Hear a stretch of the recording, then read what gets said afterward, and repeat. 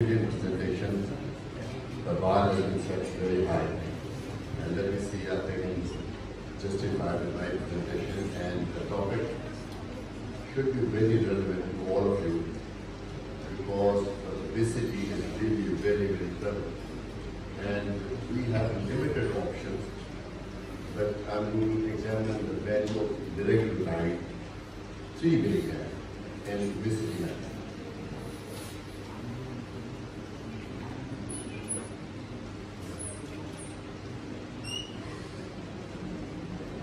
So this is my historian presenting on behalf of Novo Nordisk, and we will receive some honorarium but no other financial implications.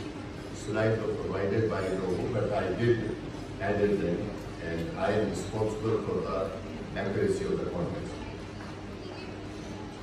Obesity, very common.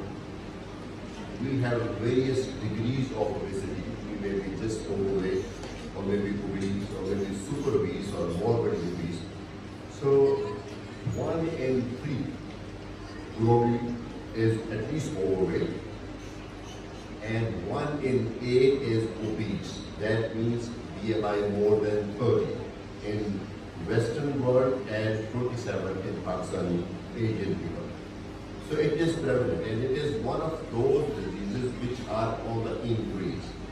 We have been able to curtail many diseases like heart diseases, but obesity is on the increase, and this is because of our changing lifestyle. We have very little to do and quite a bit of food to eat.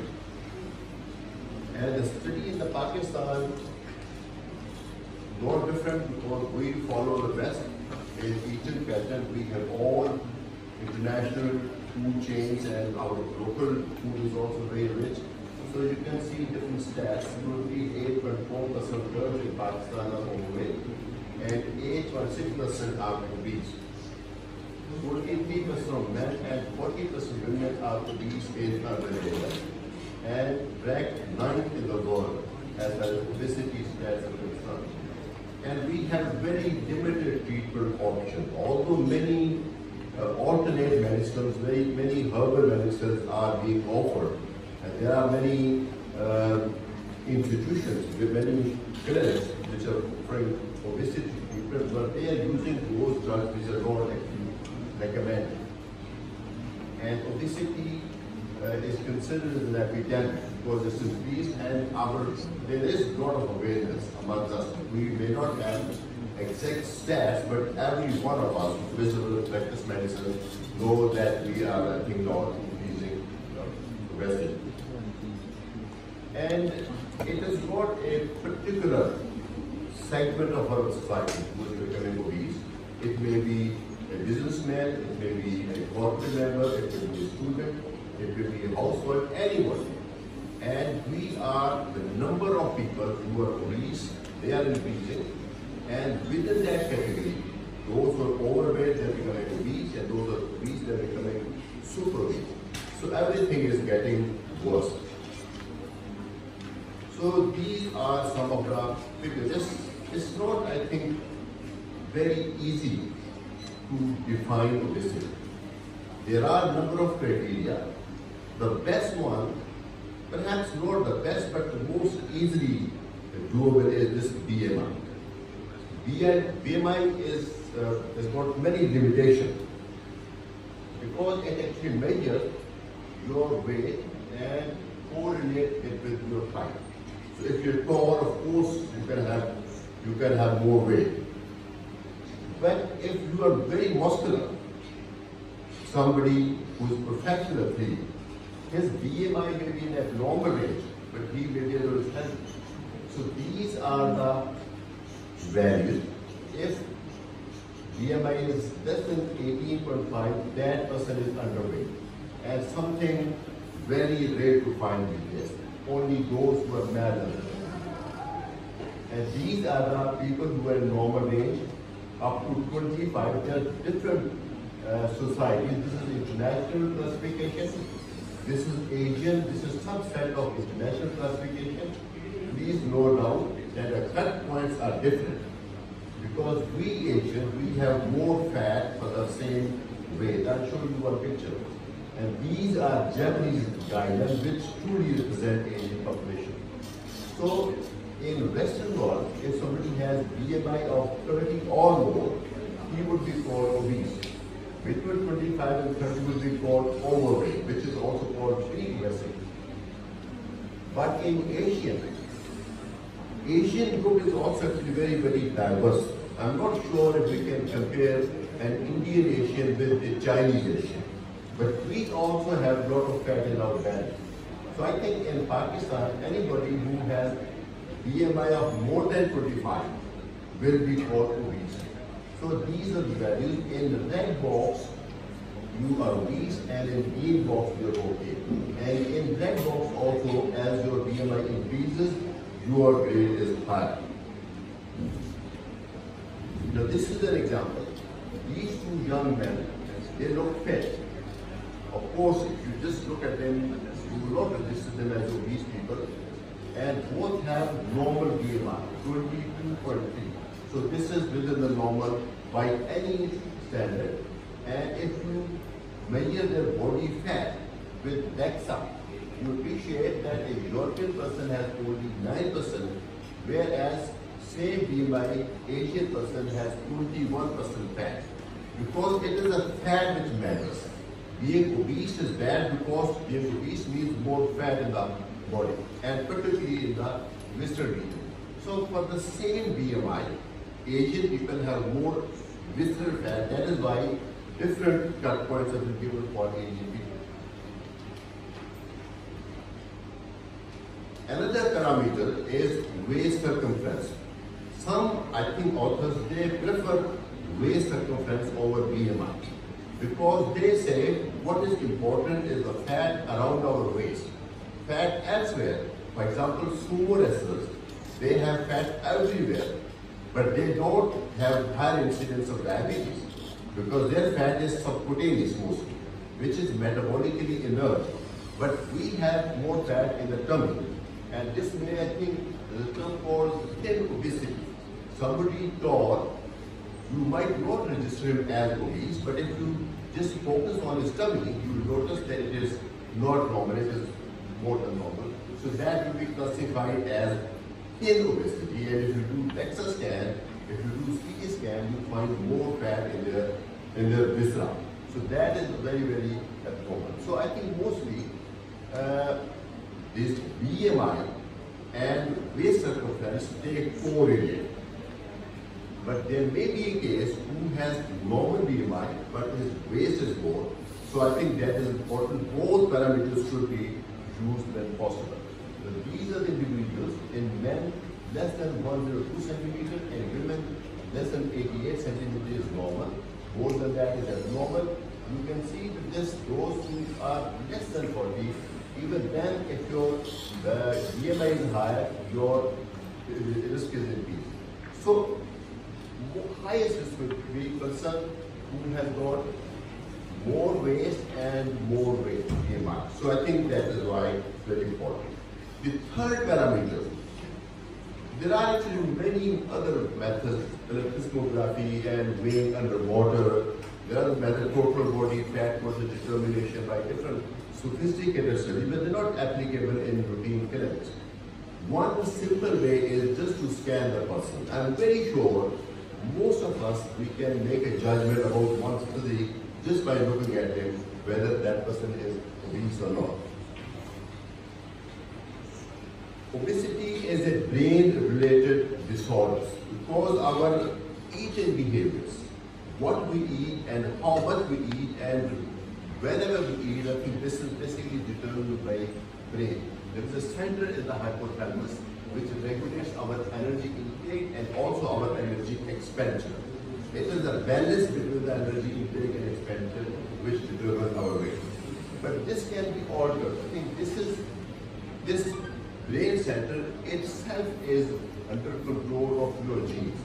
Your own personal genes or the gene of your microbiota. You heard me right. The microbiota on your gut may be determining your eating behaviors. So So this is also a new sign. And it can be disrupted by many environmental factors, right? So these are the environmental factors. So many of them, your stress level, psychosocial, economic state, availability of food and activity, infrastructure. There are so many things there which at least we can blame that they are making you overweight. Actually, it is your own doing. So these are the factors. I think to sum up, causes of obesity are complex and multifactorial. Usually, it is not possible to pinpoint one cause. I know many women, they were born 3 years ago when they were given a short course of steroids during COVID. They would blame that little short course for their being obese. But that is just one thing to blame. There may be some precipitating factor, but actually it is our own eating behavior. Genetics actually play very, very important. You must have seen people, the families, somebody who is overweight, his mother is overweight, or his father is overweight, his brother and sisters are overweight. So generally obesity runs in the family. There is a very, very strong genetic influence, and it is actually polygenic. There is not one single gene, but multiple genes. There are of course physiological states and environmental states and the availability of food. So genes has got an important role. If you have wrong genes, those genes which promote obesity, and you may be 15 times more prone to become overweight. You may be lucky to have those genes which do not make you fat. My very, very beloved mentor, Professor Masood, he used to accuse people for being obese. And I used to differ with him. So this is not one's own wrongdoing.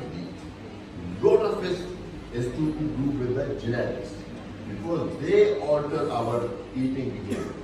And because you must have heard stories, people they will give you the detailed menu of their favorite food, and you realize it's just normal, it's not over, and they still are overweight. Maybe they're not describing their menu, but genetics have those 70-80% contribution.